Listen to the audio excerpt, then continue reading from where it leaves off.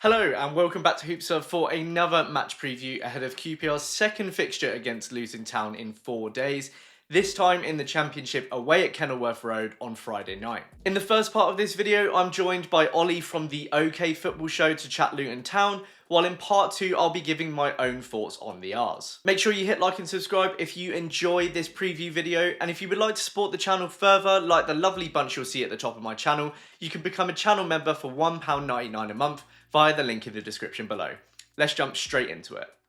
Hi Ollie, how are you? Yeah, doing all right. If only the start of the season had been a bit more forgiving for Luton Town, but otherwise doing pretty well. Just hoping that we finally start to click. Yeah, I mean that's going to be, I think, a bit of a theme of the conversation, right? We'll start with the cup result on Tuesday night. Plenty of chances for Luton Town, but it did go into penalties, and QPR came away victorious from that. So, what did you make of that match? Yeah, so I thought it was a game of two halves. As the footballism goes, we looked great in the first half. We actually played with a back four. Zach Nelson, who's a kid from our academy, he was a standout in that game. He took his goal incredibly well. It was wonderful seeing Marvelous Nakamba back because you must have seen as a QPR fan that having Marv Nakamba in there, it just gave us that care of the ball. Mm. um we were holding the ball, we were using the ball well. He was up, he was down, but he's just come back from an 8-month layoff, so obviously he wasn't going to continue for a whole 90 minutes. But then we get to the second half, and yes, there were some moments. Liam Walsh in particular, he looks a real bright spark, but it's the same old story of looking great up until we get into the box, and then inside the box it's a completely different story. It looks like our strikers are bereft of confidence, so they get there, it's one touch too many, or the final ball is just not slotted in correctly. It's a frustrating one at the moment, but as I said, like, it will click. Hopefully it clicks on Friday night, and I guess we'll just have to wait and see about that. But Yeah, I also mean, going out on penalties as well. Sorry to jump back in. Look, our last penalty shootout was elation, so it's only fair that we sort of drop down to earth with a bump. Even, you know, it happens. I'm used to seeing Luton Town lose penalty shootouts. That's nothing new there. yeah, exactly. I think penalties. It's a complete lottery, isn't it? And it's a shame to go out on that kind of note. But yeah, I'm not used to QPR performing so well in them, so it was a pleasant change for us. So Yeah, but to us, yeah, it's better that that happens in a Carabao Cup second round tie than a playoff final. That's all I'm saying. yeah, absolutely, absolutely. I mean, you talk about, like we said, plenty of chances created, and there was, a little bit of a toothlessness in the box. Why do you think that is? And, that seems to have been a bit of a theme of the season so far. Is that just these players being outsourced? Because ultimately, you were still playing two forwards that bagged 30 goals between them the last time they were in the Championship. Look, it's a mystery. It's an absolute mystery. So Elijah Adebayo and Colton Morris have been playing together now for two full seasons prior to this one. I would suspect that it comes as we've changed formation. Our last season in the championship, we played a 3-5-2 with three midfielders, and we played Colton Morris and Elijah Adebayo up top together, like having them as close to each other. So essentially, Colton Morris would knock it down to Elijah Adebayo, vice versa, and that was how we got our success, essentially, like having those two playing together. Now, since I've mentioned it numerous times on our own shows, that the Brighton game is kind of a sliding doors moment from last season, because we started out playing a 3-5-2. We were losing games by the odd goal, we were nicking draws, we looked really good, and then Brighton, we whipped out a 3-4-3 with I think it was actually Jacob Brown, maybe, or maybe Colton Morris was there. I can't quite remember. But essentially, it set the blueprint for Rob Edwards to think, right, I've cracked this. I've cracked it, but it got found out very quickly because essentially all our players down the wings, and to fit in this formation. So Elijah Adebayo is the man up top, and then Carlton Morris is playing off him in the right wing position. It just doesn't work. You want for success, you want those two playing as close to each other as possible. But there's also a possibility that they are out of sorts. You know, a relegation affects people in different ways. As we've seen this past week, you know, players might be agitating for moves, hence why they might not be giving it 100%. Chirag Bene is one of those. He just moved to Ipswich on a deal up to £8 million. And from what we saw of Chirag Bene in our post-match phone-ins, people were saying, "Oh, Chio doesn't look right. Chio doesn't look right. He hasn't looked right since he hasn't looked like the Chio of old since before his injury. But this season, he's recovered. He just was resistant to taking on his man. It was almost like he didn't want to blow out a hammy because he knew he was moving. Mm. So I want this window to close because maybe we'll see that fog of, you know, the final passes not reaching their man, or the extra touch before a shot. That will dissipate, hopefully, once the window closes, and then we see who is actually committed to the Luton Town cause. Because right now it's concerning, but the optimist in me is saying it will click because it's just fine tuning these passes. Yeah, yeah, that makes a lot of sense. I mean, you talked a bit there about the, wanting the window to end. What have you made of your sort of summer business on the whole?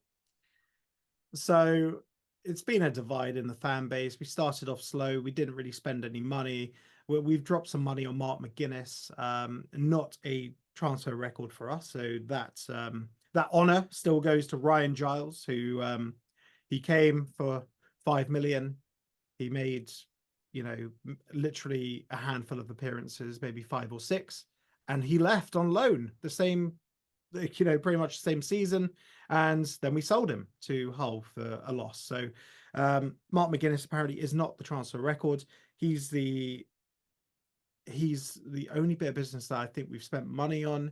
Ruar Walters looks a very handy player. He played against QPR in the Carabao.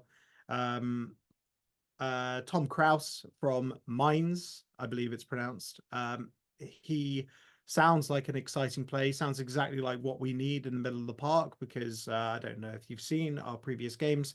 Essentially, there is a route straight through the middle of the park. Again, a problem with this 3-4-3. We're very easy to penetrate through the middle.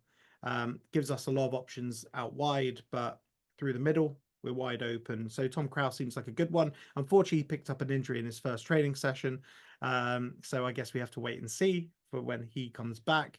I imagine he'll flip between responsibilities with Marvin Decamba, maybe Jordan Clark. Shannon Baptiste looks an interesting one. He came on against QPR and he looks very good. On the whole, I'm happy with the incomings. If you look at them individually in terms of quality, they're all very good. Liam Walsh as well looks a real prospect. Not much in the identification of singing talent like Louis Walsh. But it's all quality that we brought in. That the real issue is what's going out. Like the rumors and the transfer rumor mill is just screaming at us. So Ted Mengi looks like he's on his way out. That one's been on the cards for a couple of weeks. If he does go, it makes no sense that we turned away Nathan Ngoy at the door. He was a player we are going to bring in from Standard Liège, passed his medical, he's ready to come in. And apparently there was some sort of the words used by the Twitter journos was a bust up between Rob Edwards and the recruitment staff in terms of philosophy and direction. So it's a bit of a weird one there, especially if we're losing Ted Mengi, who is levels above the championship. And I would like to see him play in the Premier League because he's got his England under 21 cap. And I genuinely think he could be a supreme central defender in the Premier League. It's likely he's going to Torino, though, and I guess we'll see where he ends up. But also, we lost Chirag Bene, as I mentioned before, although I think considering he had 1 year left on his deal, I think that was a very good bit of business from us.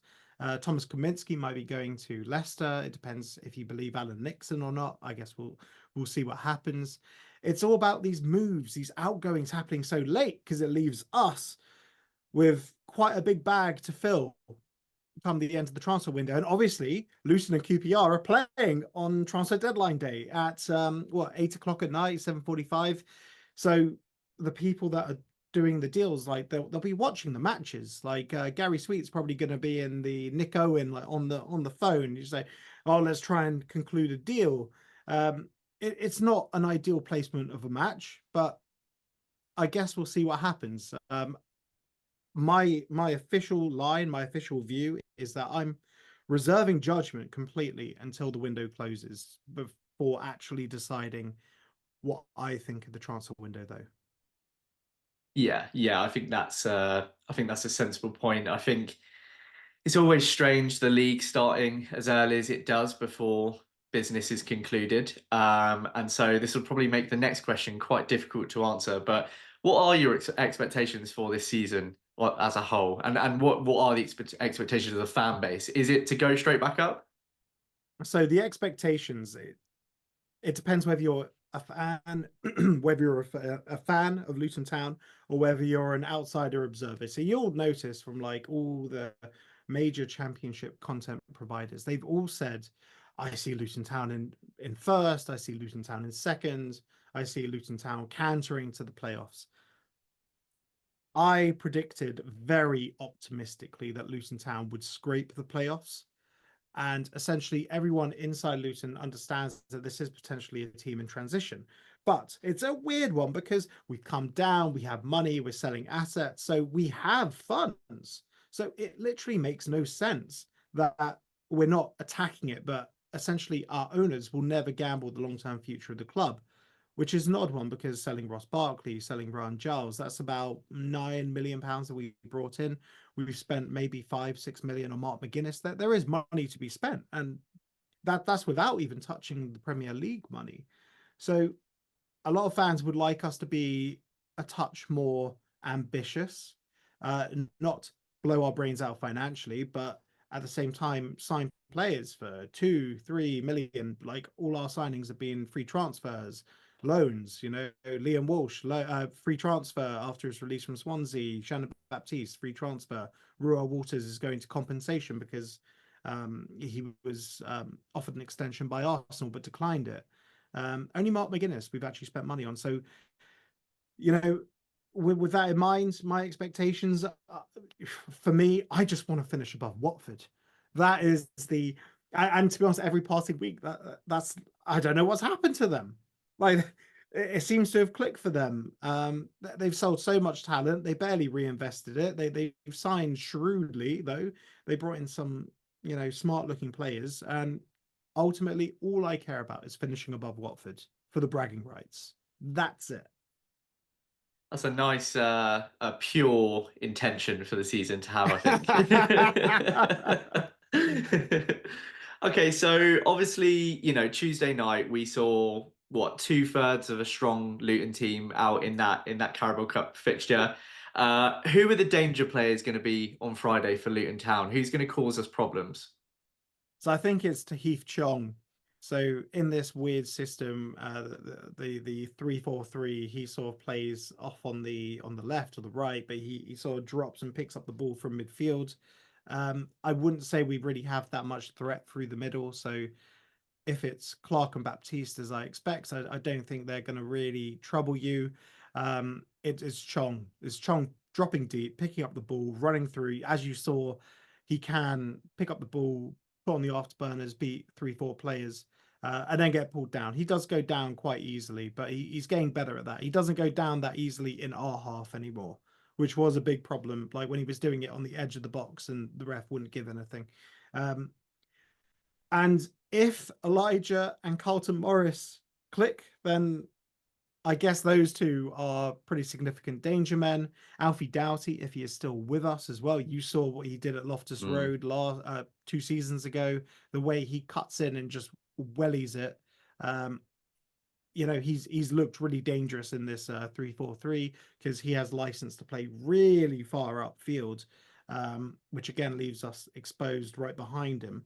But hopefully, with Amari Bell back, and hopefully Amari Bell can get 90 minutes, he sort of plugs that gap when Alfie Doughty bombs on. But I'd say Alfie Doughty to Heath Chong, and depending on whether we click up top, the two strikers. I think Chong will be keen to step it up a level after our fans took the piss out of his haircut in the penalty shootout as well. A So, ferocious penalty. for sure. Okay, so QPR, we had a decent record against Luton over the years until the previous championship season with back-to-back 3-0 and 3-1 losses. So to round us off, let's get your prediction for Friday night. So I'm sticking to my guns of what I predicted prior to the Carabao Cup game, where I was praying it would all click. I think that Luton Town are going to continue with this, this dominance that we've seen over the past season in the Championship over QPR. I've gone for a 3-1. Great. Well, thank you very much, Ollie. Good luck for Friday night and good luck for the rest of the season. Thank you so much again to Ollie for joining this preview, and do make sure you check out the OK Football Show via the links in the description beneath the video. On to QPR now, and I think after Tuesday night's win, I'm feeling pretty positive right now. That was 3/4 of a full strength team that Rob Edwards put out, so knowing that we have a few first teamers to come into this side, and that we took it up a dial once the likes of Dembele, Madsen and Smith joined the pitch, gives me confidence that we'll take the game to them on Friday night. We know from the number of chances they created in the Cup that they'll be dangerous, they'll try and dominate the ball, particularly at home, and with a few more main players to come in, they're going to step it up another gear themselves. But their current league form suggests that this is a team that isn't quite up and firing yet. As Ollie said, the system is maybe not quite right, and we defended against them very well aside from that Nelson wonder goal. So we could be playing them at the ideal time. It would be really nice to go into this international break with our first league win under our belts, just to breathe some more confidence into this squad.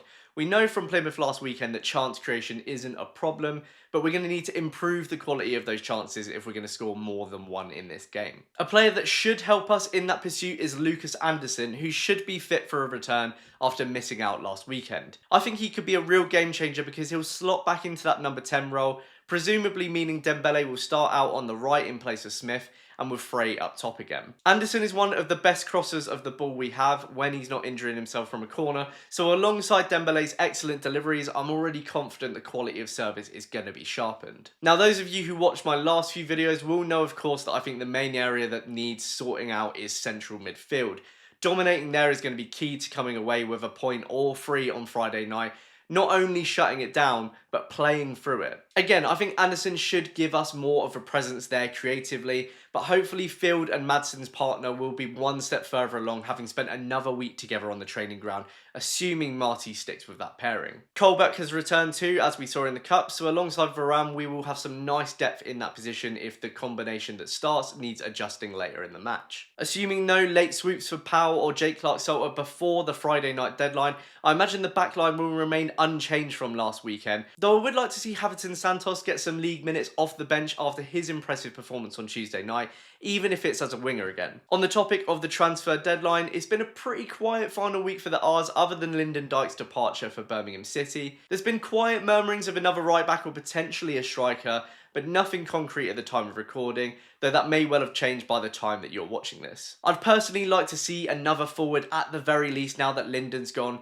presumably one on loan, which may mean we see someone join after the deadline has passed. We know from last season that two strikers is not enough in the Championship, and I don't completely trust that one of Frey or Seller won't get injured. Anyway, to round us off, my prediction for Friday night. I was wildly off the mark with a 3-1 home win against Plymouth, but I do think that this team is going to click that bit more with Anderson in there, so I'm going confident again. I'm going for a 2-1 away win. Let me know your own predictions in the comments below, and if you've enjoyed this video and you're not already a subscriber, please do hit like and subscribe. It really helps me to grow the channel. Thank you so much for watching, and I'll catch you in my post-match reaction. Cheers!